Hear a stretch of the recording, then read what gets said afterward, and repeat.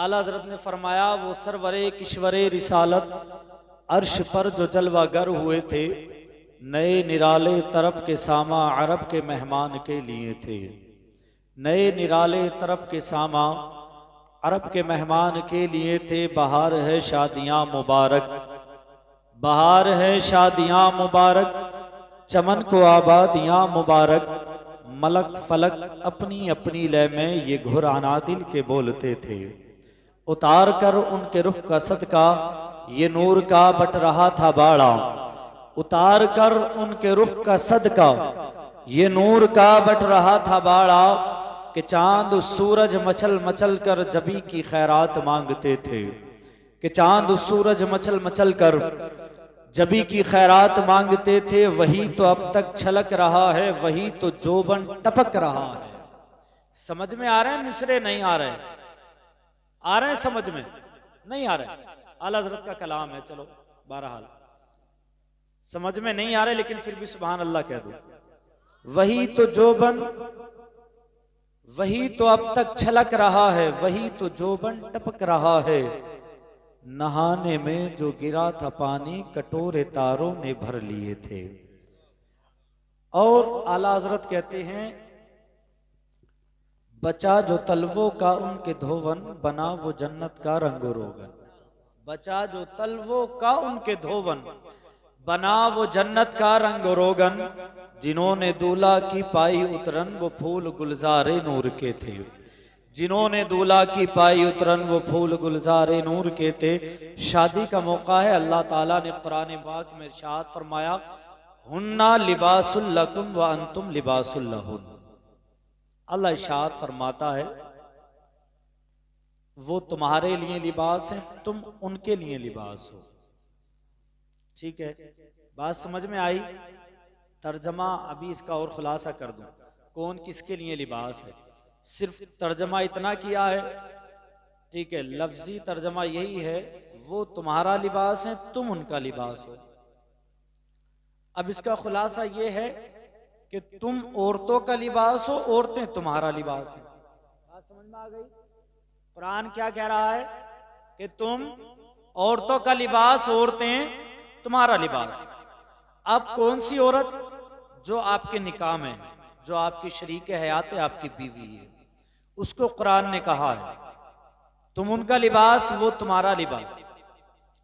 लिबास से तशबीह दी कुरान पाक में अल्लाह ताला ने, ठीक है, मियाँ बीवी के रिश्ते को बात समझ लें। जाहिरी जिस्म पर जब हम लिबास पहनते हैं तो इसलिए पहनते हैं ताकि हमें सुकून मिले, सुकून हासिल हो। सर्दी का मौसम में गर्म लिबास पहनेंगे ताकि हमें सुकून हासिल हो। गर्मी का मौसम में ठंडा लिबास पहनेंगे, सुकून हासिल हो। ये एक मैंने जो तफसीर पढ़ी है उसमें इस आयत करीमा की जो एक तशरीह की गई है वो मैं आपके सामने रख रहा हूँ। तीसरी वजह रखी गई है ये, वो मैं आपके सामने रख रहा हूँ। क्या कहा कि लिबास जब हम पहनते हैं तो सुकून मिलता है, और हमारे जाहिरी जिस्म पर अगर कहीं ऐब होता है ना तो उसको वो लिबास छुपा लेता है ना। और ये लिबास जो हम पहनते हैं ना, कहीं से मार्केट से खरीदते हैं तो बड़ा अच्छा लिबास देखेंगे। किस लिए देखेंगे? ताकि वो लिबास पहनने के बाद हम खूबसूरत दिखाई दें, हम एकदम अच्छे दिखाई दें, ताकि चार आदमियों में जब पहन के जाएं तो मालूम करे भाई बड़े खूबसूरत नजर आ रहे हो, बड़े अच्छे नजर आ रहे हो। लिबास ये जाहिरी लिबास है, लेकिन ये जाहिरी लिबास जो ना ये 2-4 मरतबा धुलने के बाद इसकी रंगत चली जाएगी, ये खराब हो जाएगा, ये गल जाएगा, फट जाएगा। ये लिबास जाहिरी मामला, इस लिबास का ये खत्म होना है। ठीक है, 2-4 मरतबा पहना, फिर आप पहनेंगे नहीं, फेंक देंगे नहीं, अब नया खरीदेंगे, अब नया लेंगे। अब हम इसे किसी फंक्शन में पहन के नहीं जाएंगे, क्योंकि कई जगह हमने इसको पहन लिया, लोग कहेंगे एक ही लिबास है यार तुम्हारे पास, है ना, होता है ना। हम नया खरीदते रहते हैं, पुराने को फेंकते रहते हैं, नया खरीदते रहते हैं। लेकिन कुरान ने तशबीह दी है काय से? लिबास से ही तशबीह दी कुरान ने मियाँ बीवी के रिश्ते को। वजह क्या है? इस लिबास से हमको सुकून मिलता है, इस लिबास को पहनने के बाद हम अच्छे नजर आते हैं, हमें राहत मिलती है, हमारा जिस्म ढांप लेता है। मेरे प्यारे, समझने की जरूरत है, मियाँ शोहर बीवी के लिए लिबास है, बीवी शोहर के लिए लिबास है। मतलब क्या है, अगर शोहर के अंदर कोई ऐब है, शोहर के अंदर कोई खराबी है, तो बीवी उसका लिबास है। तो बीवी के लिए यह हुक्म है कि बीवी अपने शोहर के ऐबों को छुपा कर रखे। बीवी अपने शोहर के ऐबों को छुपा कर रखे, ना कि चार औरतों में उसकी खामियों का जिक्र करे। जब वो खामियों का जिक्र करेगी तो क्या होगा भाई, उस रिश्ते में ना इत्तफाकियां पैदा होंगी। फिर मामला क्या होगा, जो शोहर के दिल में मोहब्बत होगी ना, और शोहर को पता यार ये तो मेरी बुराइयां करती है, मेरी खामियां अपने मैके में जाकर बताती है, समझे, मेरी बुराइयां करती है, फिर उसके दिल में मोहब्बत नहीं नफरत पैदा होगी उस बीवी के लिए। याद रखना, माए बहनें सुन रही हैं, कान खोल कर सुन ले। उसके बाद ये बीवी का मामला है भाई, बीवी ऐसी होना चाहिए ताकि शोहर को सुकून दे। या लिबास का है ना, तो लिबास ऐसा हो जो हमें सुकून दे। अब दूसरी तरफ शोहर बीवी का लिबास है, तो शोहर को चाहिए कि अपनी बीवी की कोई ऐसी बात जो उसको नागवार गुजरती हो, अपने यार दोस्तों में, अपने रिश्तेदारों में जिक्र ना करे, जिक्र ना कर, उसको छुपा कर रखे, पर्दा पोशी छुपा कर रखे, समझे। अब क्या होता है, यार दोस्तों में बैठे, बीवी का जिक्र किया, फला फला बात है, तमाम जिक्र करके बैठ गए।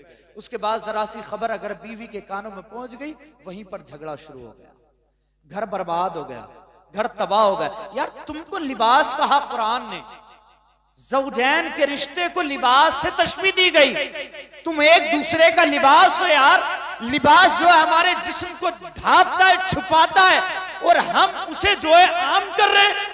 हमारे मामलात इतने खराब के घर में कुछ दिन हुए शादी को, और घर में क्या हुआ, तलाक की नौबत आ गई, तलाक तक बात पहुंच गई। वजह क्या है, हमने एक दूसरे की बातें दूसरों से कही, हमने उसकी बुराई, अपनी बीवी की बुराई दूसरों से की, बीवी ने शोहर की बुराई दूसरों से की, उसकी बातें उससे करी, मामला यहीं पर खराब हो गया।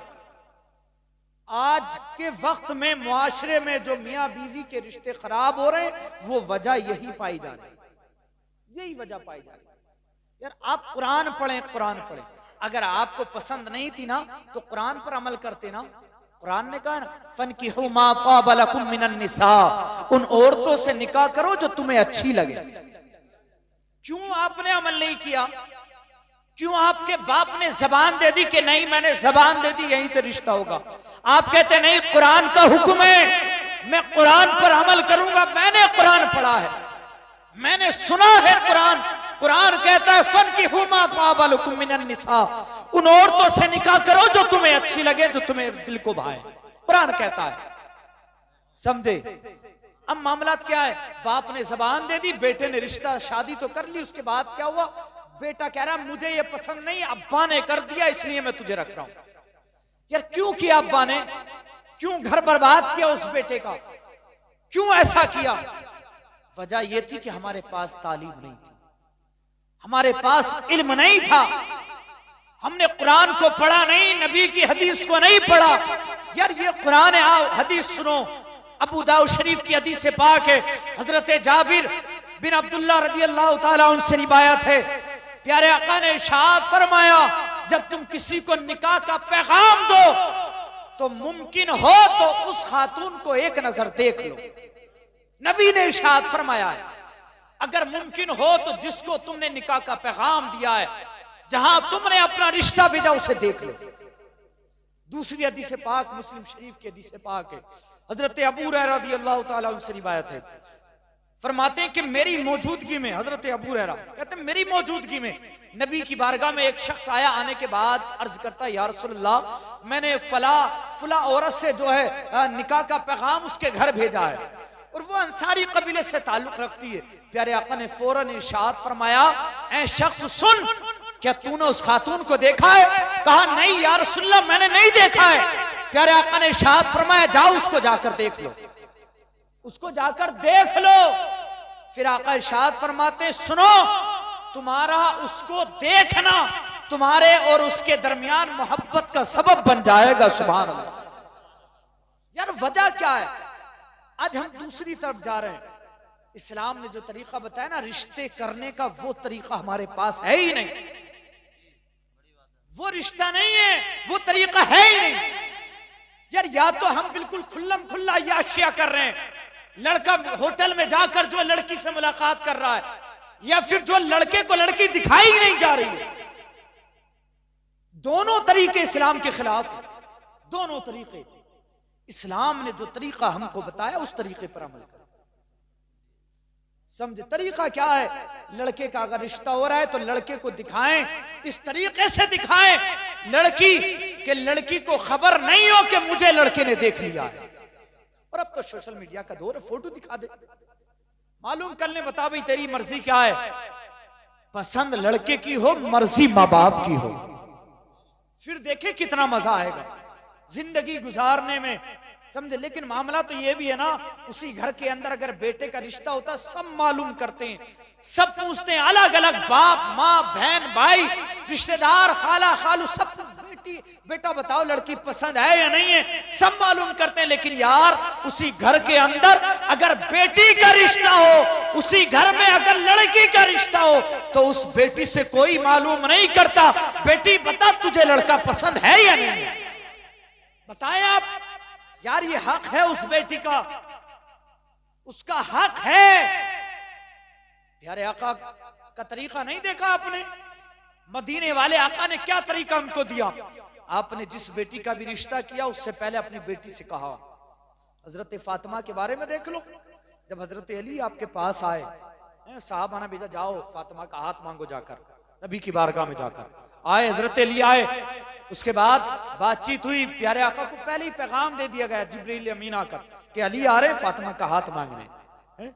उसके बाद बातचीत हुई, पूरा मामला नहीं सुनाऊंगा, बातचीत हुई। उसके बाद क्या हुआ, प्यारे आका अंदर गए, अंदर जाने के बाद हजरत फातिमा की बारगाह पास पहुंचे। पहुंचने के बाद कहा, फातिमा सुनो, मैं तुम्हारा रिश्ता एक ऐसे शख्स के साथ करना चाहता हूं जो मेरी नजर में बहुत ही बेहतर है, बताओ तुम्हारी मर्जी क्या है।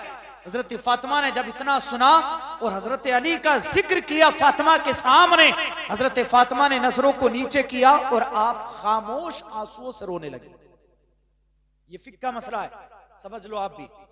बाकिरा अगर लड़की है, बाकिरा समझे, तो क्या मामला है? अगर वो खामोश आंसुओं से रो दे, इजाजत लेते वक्त खामोश आंसुओं से, आवाज नहीं निकले, बस खाली आंसू निकले। क्या खामोश आंसू का मतलब? आवाज नहीं निकले, बस आंसू निकले, चुप रहे आंसू निकले, तो समझ लो उसकी इजाजत है। जब हजरत फातिमा खामोश आंसुओं से रोई तो प्यारे आका समझ गए हजरत फातिमा राजी हैं। यार ये नबी का तरीका है, उनसे बढ़कर हैं हम यार, उनके कदमों की धूल भी नहीं है, उनके गुलामों के कदमों की भी धूल नहीं है, हम उनके उम्मती, उनके तरीके को अपनाएं आप।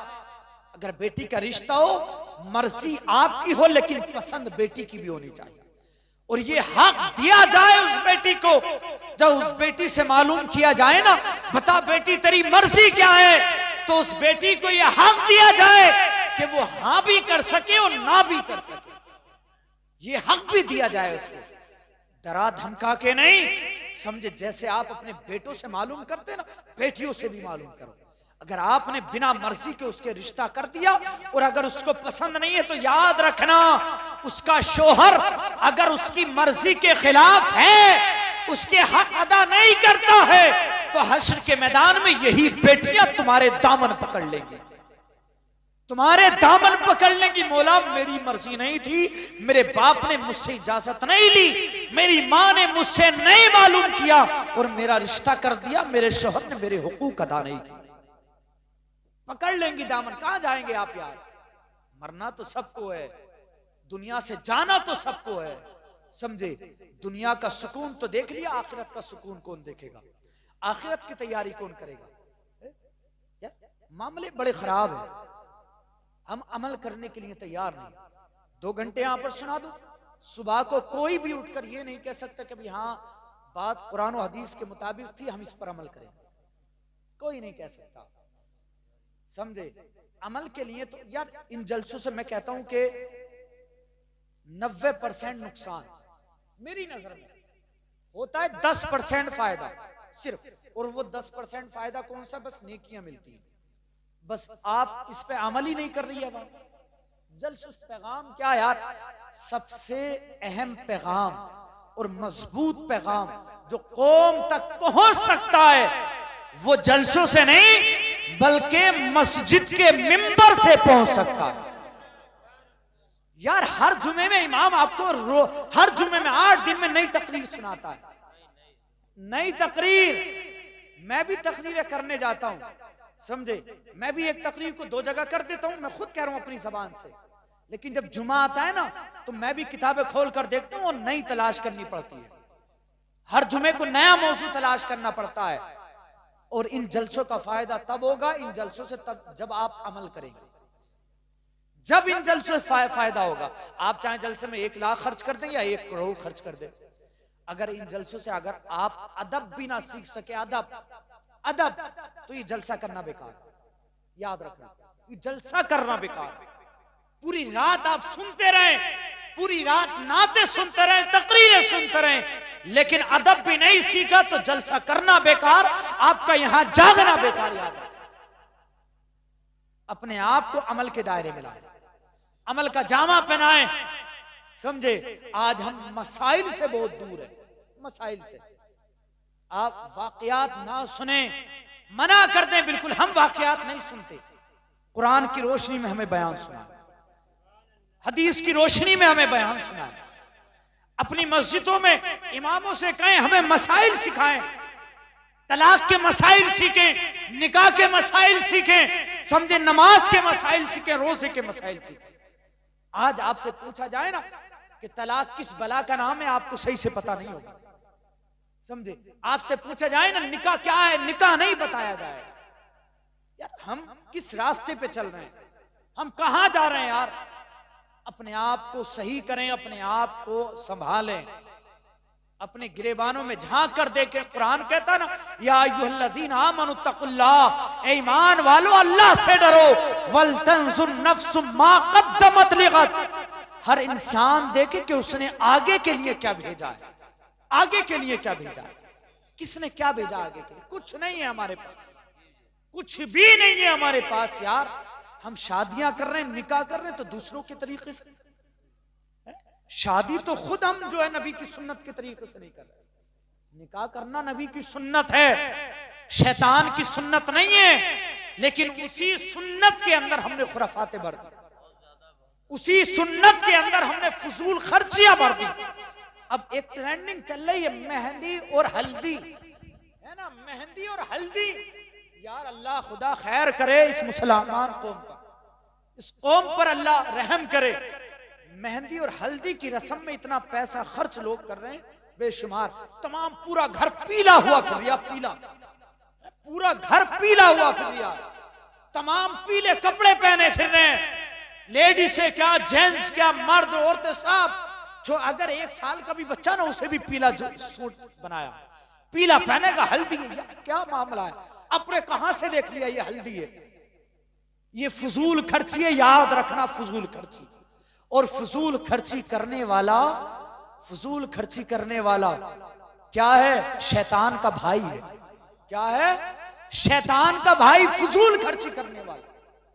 आपने निकाह में फिर क्या यार, इतना मामला खराब है हजरत। और इस सदाकत साहब बैठे हैं, बेटी की शादी हो रही तो ब्याज पर पैसा लिया जा रहा है, बेटे की शादी में सूद पर पैसा लिया जा रहा है।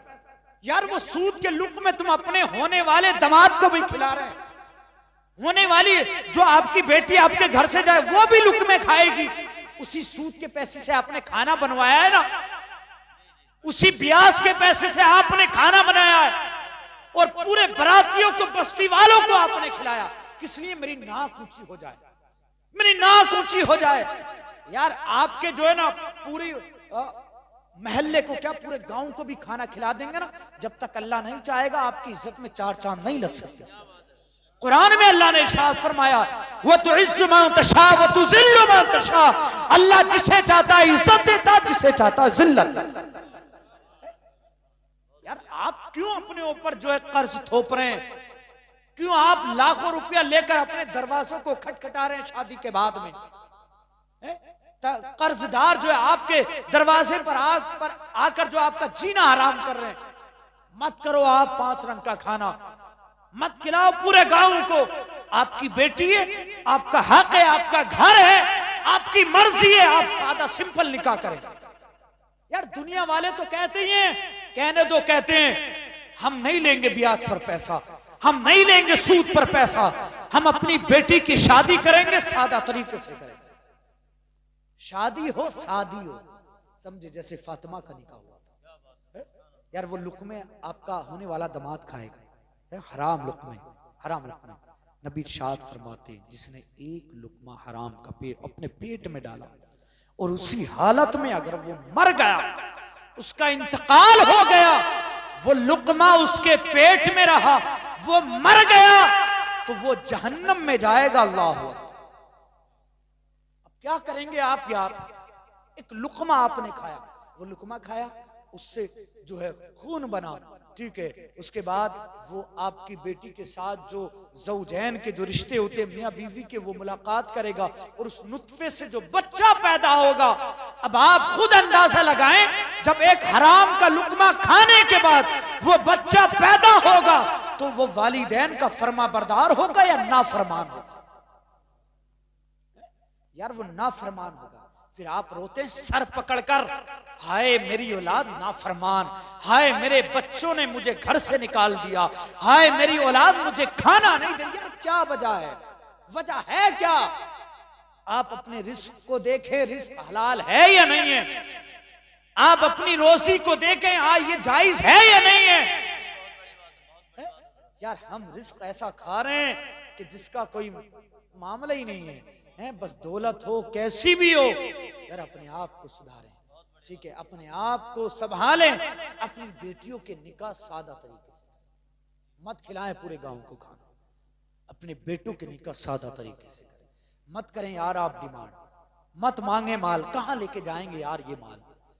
कारून के पास कितना माल था, कितनी दौलत थी, कहां ले गया वो? मर गया, मिट्टी में मिल गया, कब्र का भी पता नहीं है।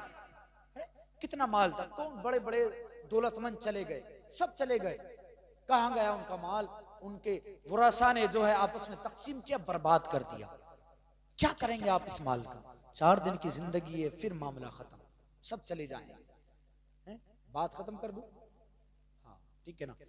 अल्लाह ने कुरान पाक में इरशाद फरमाया, फनकिहू मा ताब लकुम मिनन निसा, उन औरतों से निकाह करो जो तुम्हें अच्छी लगे, मसना व सुलासा व रुबा, 2-2 से